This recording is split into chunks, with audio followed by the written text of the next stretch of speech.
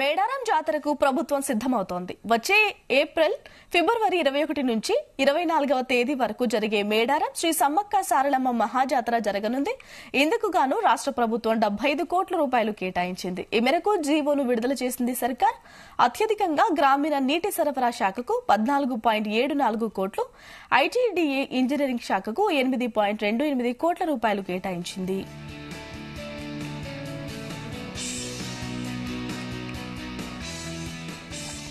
Police శాఖకు 10.5 కోట్లు, రోడ్ల భవనాల శాఖకు 2.80 కోట్లు కేటాయించింది.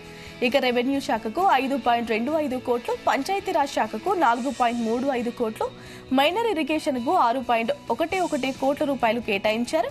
గిరిజన సంక్షేమ శాఖకు 4 కోట్లు, విద్యుత్ శాఖకు 3.96 కోట్లు, అలాగే జిల్లా పంచాయతీరాజ్ శాఖకు 7.84 కోట్లు అందిస్తుంది.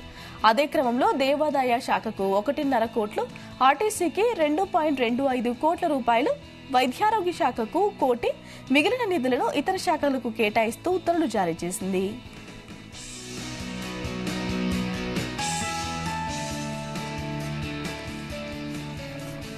ప్రభుత్వం నిధులు కేటాయించడంతో త్వరలోనే పనులు చేపట్టడానికి ఆఫీసర్లు టెండర్లు పిలవనున్నారు.